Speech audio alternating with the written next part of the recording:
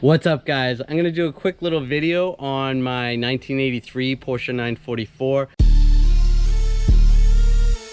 I was inspired by one of my friends who made a video on his car and thought it was pretty cool. So let's check out my 944. All right, I'm gonna do a quick car wash first because it's really dirty.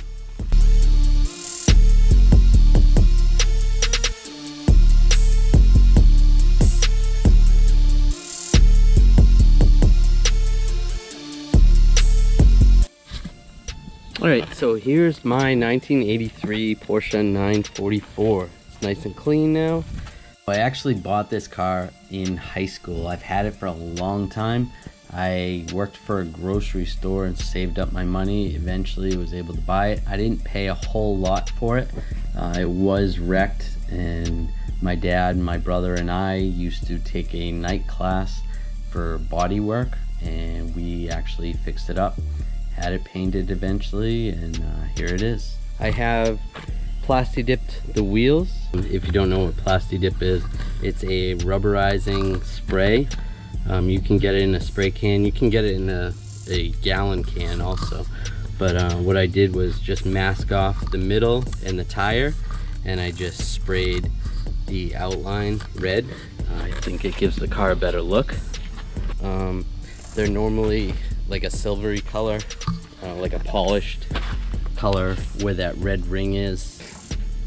It's got pop-up headlights. If you have a cool car from the 80s, normally they had pop-up headlights. Alright, so those are pretty cool. One thing that kind of stinks is you couldn't leave them up. If you left them up, that would leave these marker lights on, which kind of stinks. Which it'd be cool to be able to leave them up once in a while, but you have to turn them off when you turn the vehicle off. Relocated the front plate bracket. It's located right there, if you can see. I don't know if you can see it, but it's actually a plate bracket from a Buick Enclave, which I just modified a little bit. So if you want to make a plate bracket right there, just get one for a Buick Enclave. It's probably about a 2011 Buick Enclave. Fits pretty good. I just eliminated the fog lights because they always break. They're glass and they're expensive. Here's the engine. It is an inline 4-cylinder 2.5 liter engine. Has factory headers. The oil filter is located right there up top. It's pretty convenient, but it's kind of hard to get a strap wrench on that. It's got a distributor, but you cannot adjust the timing. It's fixed. It has fuel injection. It is 1980s fuel injection, which isn't the greatest. There's the air filter. I took off the air box, so it's just open air filter, which it just gives you a cooler sound.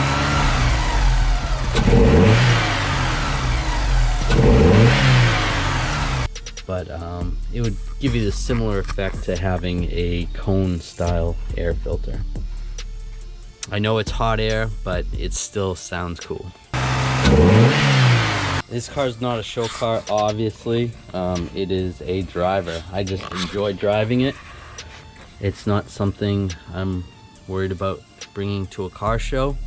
I just want to be able to drive the car. So this is the mass airflow sensor. This actually has a flap in it that when you accelerate, the flap opens up and it sends a signal to the computer and tells the computer to dump more fuel in, which is pretty cool. And there's also a throttle body sensor on there.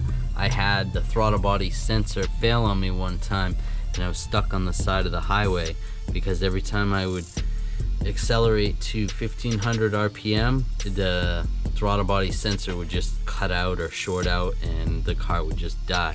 I didn't realize it till afterwards. All I had to do was disconnect the throttle body sensor and the car would run. The computer would override it. But so if you have a 944 and it stalls at a certain speed, check the throttle body sensor. All right, here is the interior. Now the seats have these seat covers on it because the seats need to be refinished or refurbished. This is what the seat used to look like. The back seats don't look that bad actually, but the front seats are all falling apart, so I need to replace that. But yeah, the seat does not move up or down, it moves forward and back, that's it. And the steering column just moves, it doesn't move at all, so you're stuck. And this vehicle does not have power steering, so you need to make sure you fit in this car before you buy one. Here is the interior. Now the dash on this vehicle is different than a 1985 and a half. This is the older style dash, or the style that looks like the 924, which I prefer this style over the other one. I really like the way the cluster is. It's very 1980s looking. I really like how the tachometer is backwards. It's upside down versus a regular one. Let me show you.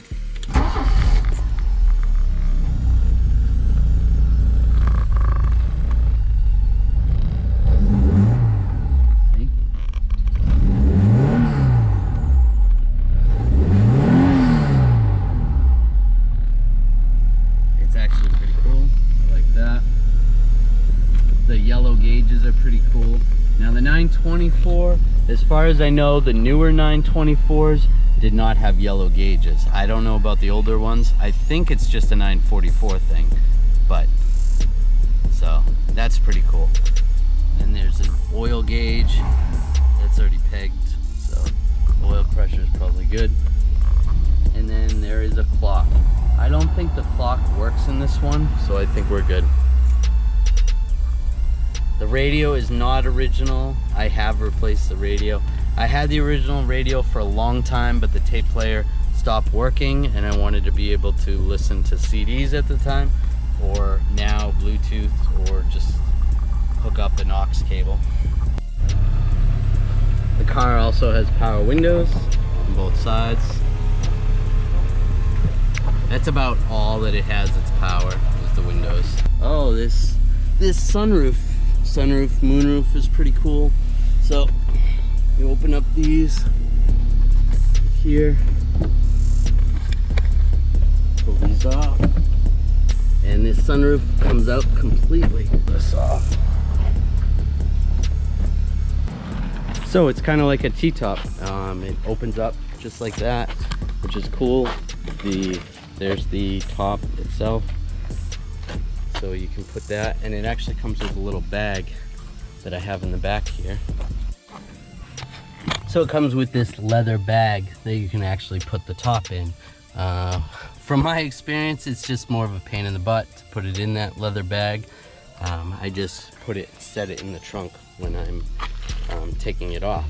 It's kind of nice, you know, when it's a nice day out, take that off, and then you get a little more airflow. And the actual spare tire goes in there, goes underneath here. If you've watched some of my other videos, you'll realize that I don't have the spare tire in there. So check out some of my other videos and you can see how that spare tire works.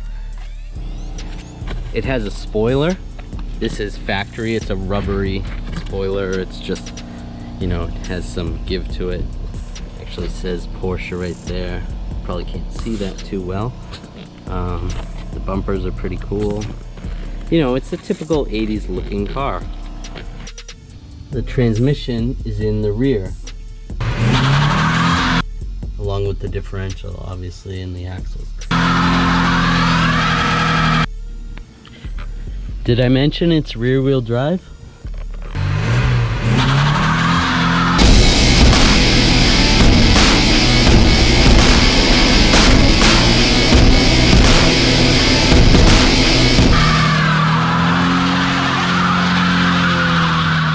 That was sick. Thanks for watching my video, guys. If you haven't subscribed to my channel yet, please subscribe and check out some of my other videos. I will be doing some cool mechanical stuff and some Porsche 944 stuff in the future. Thanks, guys.